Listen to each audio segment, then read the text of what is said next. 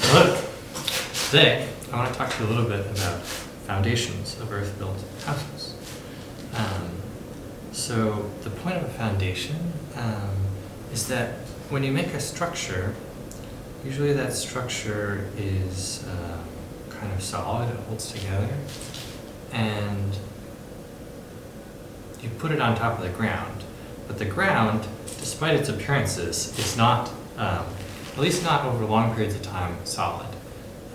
Ground can move around, especially when it freezes and thaws. It can get bigger and smaller. It gets wet and dry. Fundamentally, it's outside, so it's not like it's not like a thing that you can control, like a building. So the point of a foundation is that it connects a rigid, dry, ideally, building to ground in such a way that the building doesn't like shift or crack or sink.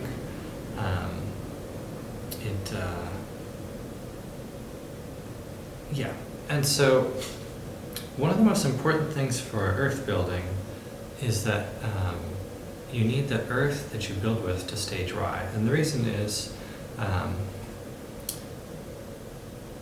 most earthen materials, if they become wet enough, will become soft. And then if you've built out of them, your house will collapse.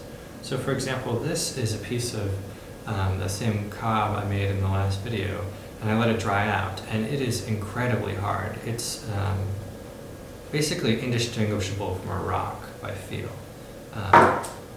It's totally, you can't break it at all with your fingers, you can't dent it or smush it. You can like just barely scratch off a tiny amount of dust if you keep scratching at it, but even that's very difficult. I stood on it, didn't crack or do anything, so it's very, very strong. But if it becomes wet, it just turns back into mud. Not immediately, but in a matter of maybe an hour or so, it'll become really, really soft. And so you have to have a foundation that keeps the moisture of the ground away from any earthen materials that you're building with. And so one of the most common ways this is done is with a foundation system. There are different foundation systems called a rubble trench. Now, what is a rubble trench? Rubble trench is a trench you dig in the ground, usually below what's called the frost line. What does that mean? That means that in different parts of the country, depending on how cold it gets in the winter, different amounts of the ground will freeze. You probably notice if you're walking around and there's no snow and it's really cold out, the ground is hard. It's because it's frozen. And that frozen ground goes down a certain distance depending on how cold your climate is. And like far northern Canada, the ground might freeze, 10 or 20 feet down. Here it only usually freezes a few inches, less than a foot. In some places the ground never freezes at all. But if your ground does, especially if your ground does freeze, or if your climate's very wet, it's important to have some kind of drainage system under your building, so that any moisture that collects, especially while the ground is frozen, is able to escape, and any frozen water that would build up under your building has a place to like expand without like lifting your building or something like that. So anyway, the way it works, it's very simple, is first I'm going to do something called clearing the site. So this is the site of my building, and I'm going to peel back the sod. In this case it's just moss. I'm going to peel it off the area where I'm going to build carefully. And if you were building a large house, you might keep the sod and might put it somewhere where you need grass, like on a hillside that's a little bit eroded, or if you have like a place where people have been driving over and the grass has been killed and you're trying to return grass, you might put it there. I'm just going to put it back outside where I found it. But I'm going to peel that all off. And you might also flatten or level your site if you wanted. If you're building a big building, you would get out a big a spirit level, a piece of wood or metal with like a little piece of glass and a bubble in it that'll tell you you know, if things are higher or lower. For the purposes of this model, leveling doesn't really matter tremendously, but I'll just kind of try and eyeball it and, you know, make this as flat as I can. But it is also true about earth building that it's not terribly hard to earth build on unlevel ground, like into a slope. It's actually a very common way to make an earthen dwelling. So, you know, you can embrace the curvature of your topography if you want. And I guess this is also the point where you might decide the rough outline or shape of your building. Often earthen buildings are not rectilinear, meaning they don't have square sides and angles, because there's no need to. They don't use, they often don't use straight and rigid pieces of wood or concrete or steel, so they can have curves quite easily. So I'm going to build a kind of egg-shaped building. Ish. It's all relatively flat. Okay, now the rubble trench, you're going to, if you're building a big building, you'd use a shovel or maybe even an excavator if it was really huge. You're going to dig a small trench below the frost line. Of course, my little model doesn't have a frost line, it's not going to freeze, but here in the valley, depending on your elevation, I guess, it would probably be wise to have a rubble trench that's at least 6 or 8 inches below the surface of the soil, maybe deeper if you want to be safer. Or if there's a lot of water, like if you're building near a stream or on a hillside that receives a lot of water, you might want to make it extra deep for extra drainage.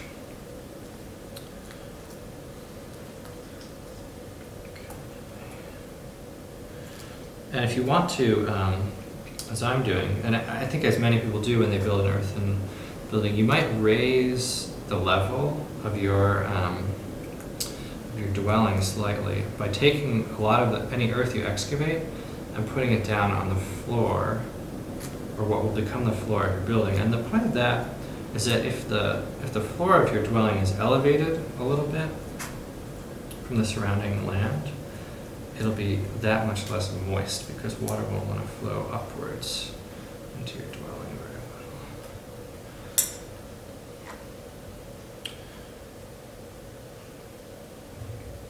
Another thing you might do if you're building a big building with a lot of water around, so you might build, like if this was a slope, and I knew a lot of water was going to be coming from this direction, maybe there's a spring or I'm in a valley, you might dig an extra trench around the outside of the building to direct water away.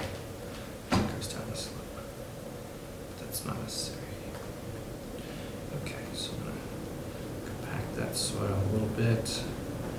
And you would compact the soil at the bottom of the trench tremendously. Like you would, if you're building something big, you'd get like a big long pole with a big steel plate on the end, or like a giant wooden mallet or something, and you'd smash the ground until it's really, really hard, the bottom of the trench, because the bottom of the trench is going to ultimately hold the weight of all the walls of the building.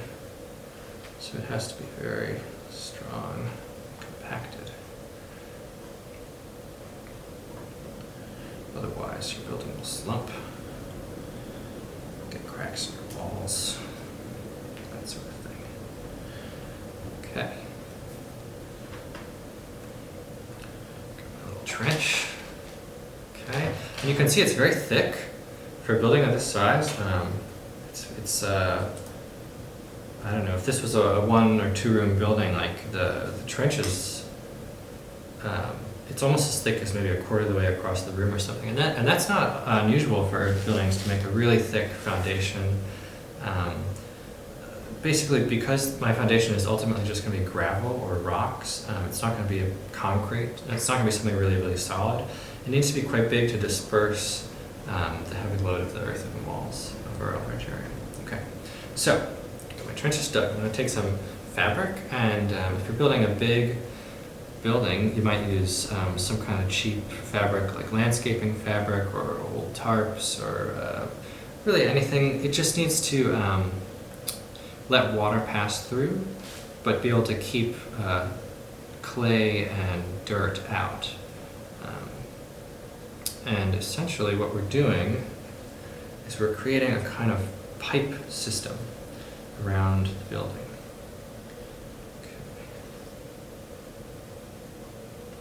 And if you're building, another thing, if your building was on a slope, you would also extend from the lowest part of the building. Maybe I'll just do this for the fun of it. If my building was on a slope like this, you would extend your trench maybe here and here or just one here, but somewhere you would extend your trench out and away from the building so that any water that entered your what are going to be gravel trenches will have a way to flow out of the building downhill somewhere. And you would make sure that all these are on a slope so that they're sloping downwards equally and gradually towards that point where the water is going to escape. If your site is relatively flat and soil is relatively well draining, it's not a huge deal. You just want to make sure that any water that comes in is going to run down through that gravel and up into the earth. Okay, so do this. And I'll pull a little trench out and away. Why not?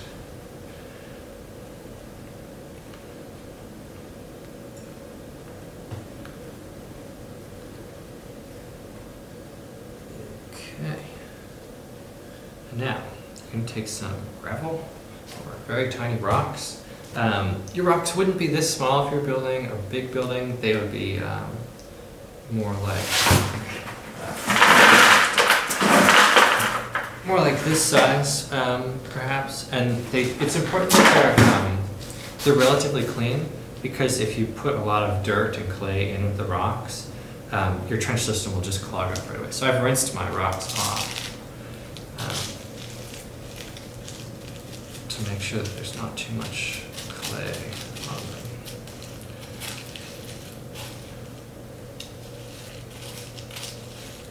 This is also, if you've ever heard someone describe it, this is also like a French drain. Is another way of referring to this system.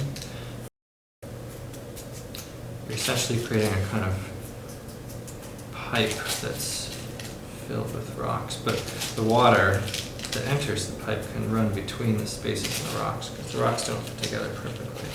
So there's lots of space between, and the water can easily flow through that space.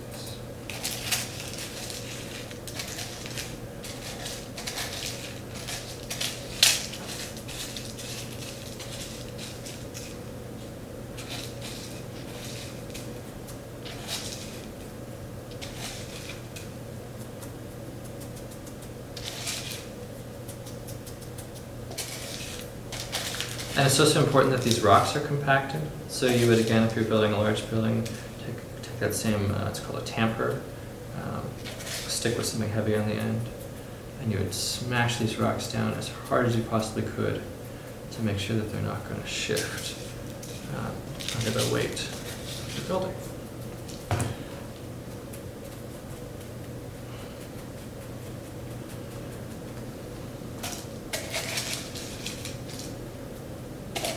And you might ask at this point, well, why not just use concrete? I mean, most buildings have concrete foundations. Most buildings here at school don't have concrete foundations. I mean, we're not using earth for this anyway, so it's not really an earthen part of the building, so why not use concrete? And one of the answers that people who are involved in earth building give is that concrete it's pretty hard on the environment. It takes a lot of heat and a lot of chemicals that are hard to separate from each other to make concrete. So it's not, despite the fact that it's everywhere and anywhere, especially in cities, it's not really a sustainable building material in the way that rocks are. Rocks can be found in the soil almost anywhere on the planet.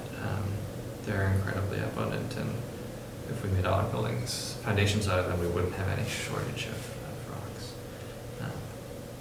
So yeah, that's the reason for that. And then you can, if you want, fold just the lip of your fabric over a little bit.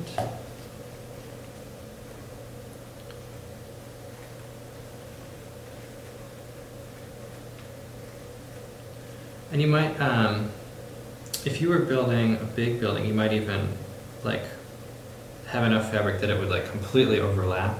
It's not going to be critical for this small model because I'm going to be able to control the amount of moisture. It's not going to flood or get a lot of dirt in it anyway. But it would be important to keep dirt out of this trench, and you would probably cover the whole thing. Or do that more like this. Okay, so that is the simplest of foundations for earthen building. There are, of course, many other ways to do it. Some people will stack like large stones in like a very careful way so that they're very strong, and they'll stack them all the way down into the ground. You can use a certain amount of mortar if you want to hold them together. That makes them a little bit less good for drainage, but it makes them stronger, so there's a trade-off there. Some people will use broken up road bed. Sometimes that's called I think urbanite. It's kind of a funny name, but any kind of like chunks of hard stuff can work. You can use like old roofing, ceramic roofing tiles, or people will use even like tires filled with gravel, or tires filled with concrete. There are a whole bunch of different ways to make foundations. People will use crushed up glass. Sometimes it's not as strong, but it drains very well. Yeah, so this is just one way to do it.